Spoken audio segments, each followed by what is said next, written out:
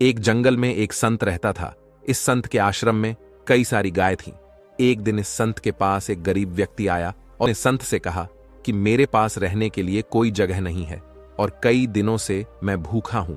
आप मुझ पर अपनी कृपा करो और मुझे अपना शिष्य बना लो ताकि मैं आपके साथ आपके आश्रम में रह सकूं। संत ने इस गरीब व्यक्ति की बात मान ली और उसे अपना शिष्य बना लिया। संत ने उसे एक गाय दे दी और कहा कि तुम इस गाय की सेवा करो तथा इससे मिलने वाला दूध केवल तुम्हारा ही होगा।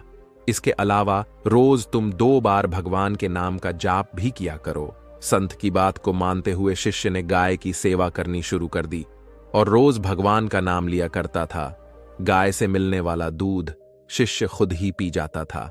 आश्रम में रहकर शिष्य काफी खुश था और एक दिन उसने संत का धन्यवाद करते हुए उनसे कहा कि आपकी वजह से ही मेरा जीवन सुखी हो पाया है। संत मुस्कुराकर बोले, यह तो अच्छा है, लेकिन उसके कुछ दिन बाद ही गायक हो गई।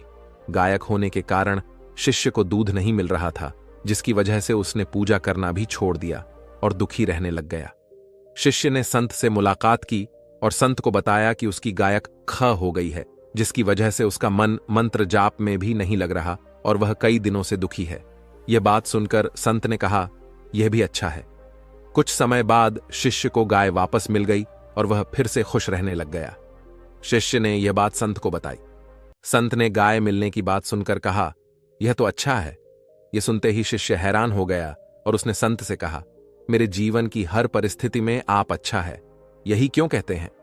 संत ने जवाब देते हुए कहा, सुखी और सफल जीवन पाने के लिए सुख हो या दुख, हर समय प्रसन्न रहना चाहिए। जीवन में आई बुरी स्थिति में अपने आप को दुखी नहीं रखना चाहिए। जब हम हर समय खुश रहते हैं तब जीवन से दुख का अनुभव स्वतः खत्म हो जाता है। संत की यह बात सुन शिष्य को समझ आ गया कि जीवन में चाहे कैसी भी परिस्थिति क्यों ना हो, हमें सदैव प्रसन्न ही रहना चाहिए।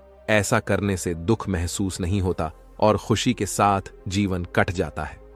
तो दोस्तों, चलिए बढ़ते हैं हमारी दूसरी कहानी की तरफ। दूसरी कहानी है साधु और राजा की कहानी। बहुत समय पहले की बात है। एक राज्य में एक दयालु राजा राज्य करता था। वह प्रजा का तैशी था। प्रजा का हित उसके लिए सर्वोपरि था। वह हमेशा इस प्रयास में रहता कि उसकी प्रजा को कोई समस्या, कोई परेशानी ना हो, सभी सुख चयन का जीवन बसर करें। उसके शासन में प्रजा प्रसन्नता और सुख से जीवन व्यतीत कर रही थी। राजा वेश बदलकर राज्य भ्रमण पर निकलता और प्रजा की स्थिति के बारे में पता करता। यदि उसे पता चलता कि प्रजा किसी प्रकार के कष्ट में है तो वह उन कष्टों को दूर करने का प्रयास करता। एक बार वह इसी प्रकार वेश बदलकर राज्य भ्रमण पर निकला। भ्रमण करते करते वह एक जंगल से गुजरा और रास्ता भटक गया। उसके सैनिक पीछे छूट गए और वह अकेला रह गया। रास्ता ढूंढता हुआ वह एक स्थान पर पहुंचा। उसने देखा कि वहां एक कुटिया बनी हुई है। राजा को भूख लगाई थी। उसने सोचा यहां अवश्य भोजन की व्यवस्था हो जाएगी। उसने अपने घोड़े को एक पेड़ से बांधा और कुटिया में प्रवेश किया। वह एक साध की कुटिया थी। गेरू वस्त्र धारण किए एक साधु पेड़ के नीचे आसन लगाकर बैठे थे। उनकी आंखें बंद थीं और वे ध्यान में लीन थे। राजा ने देखा कि उस स्थान का वातावरण बहुत ही सुंदर है।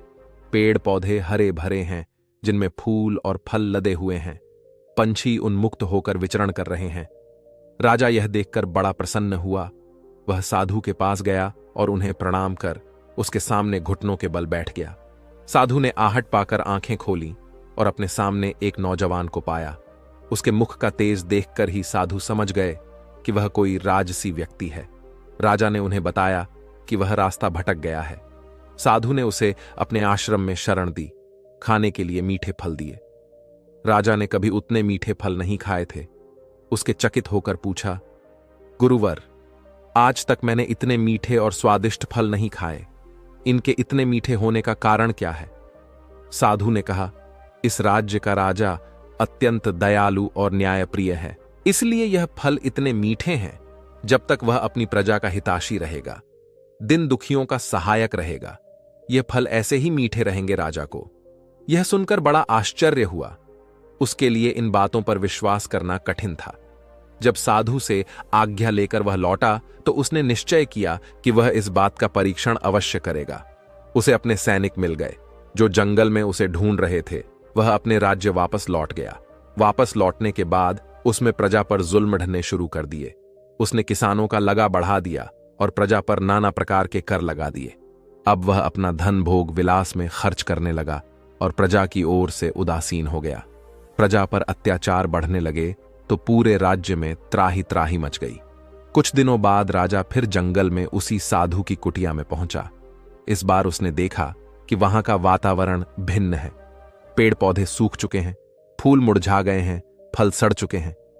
यह देखकर वह चकित रह गया। वह साधु के पास गया और उसे प्रणाम किया। साधु ने उसे खाने के लिए फल दिए। इस बार फलों का स्वाद कड़वा था। राजा ने साधु से इसका कारण पूछा। साधु ने कहा, इस राज्य का राजा बाद पहले जैसा नहीं रहा। उसे प्रजा के हित का कोई ख्याल नहीं है। वह प्रजा पर अत्याचार करने लगा है। उसके प्रति प्रजा के मन में कड़वाहट बस गई है, इसीलिए इन फलों का स्वाद कड़वा है। राजा साधु की कुटिया से अपने राज्य लौट आया। उसे साधु की बात समझ आ गई थी। अगले दिन से वह फिर से अपनी प्रजा का ध्यान रखने लगा।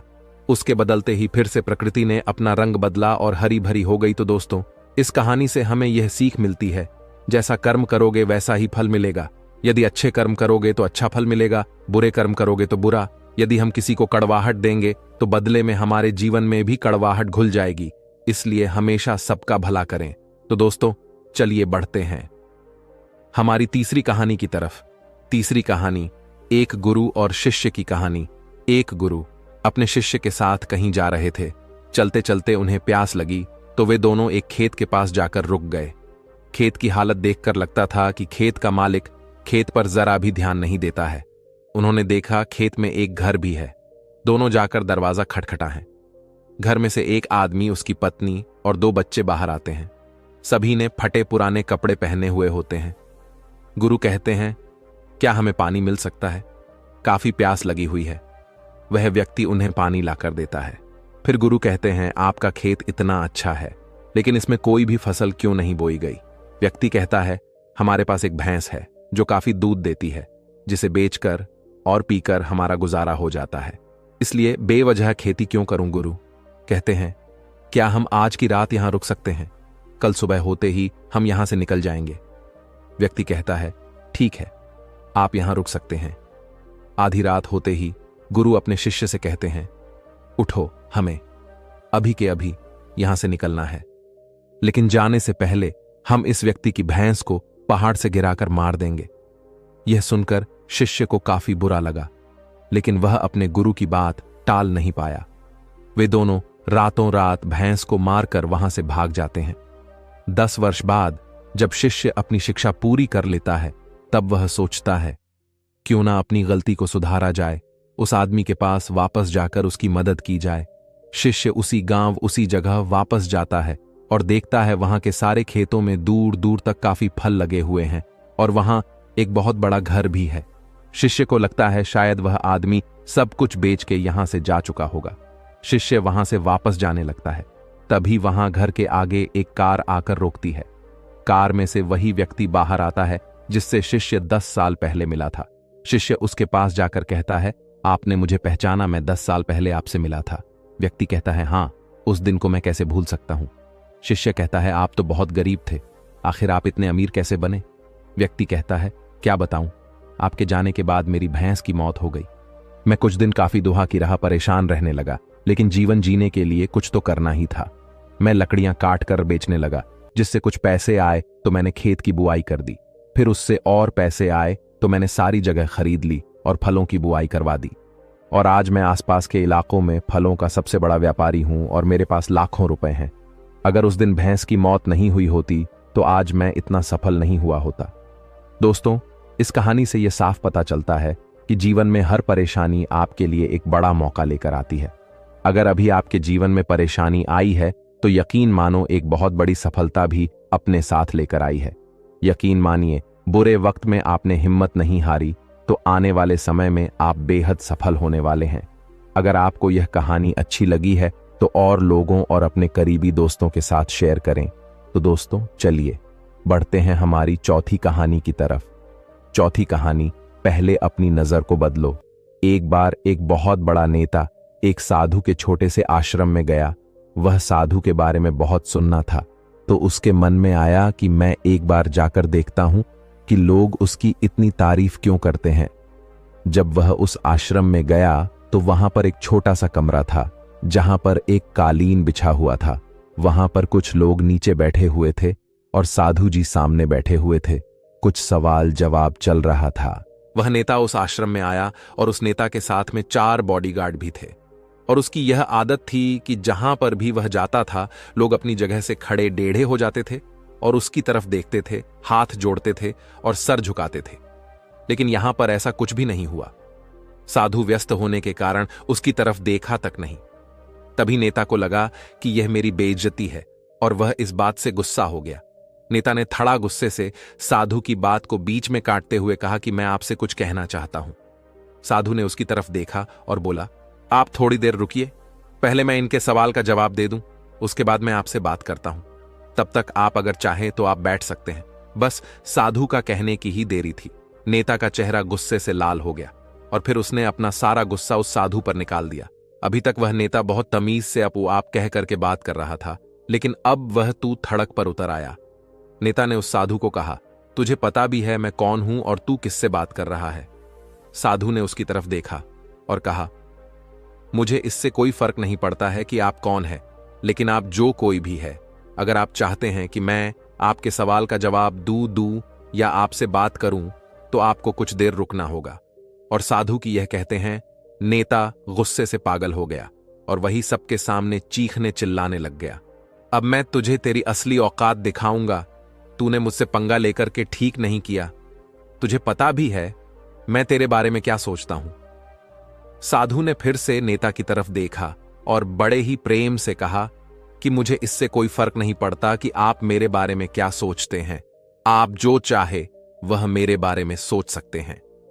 फिर नेता ने उससे कहा कि तू चाहे सुनना चाहता है या नहीं, लेकिन मैं तुझे यही सबके सामने बताऊंगा कि मैं तेरे बारे में क्या सोचता हूं।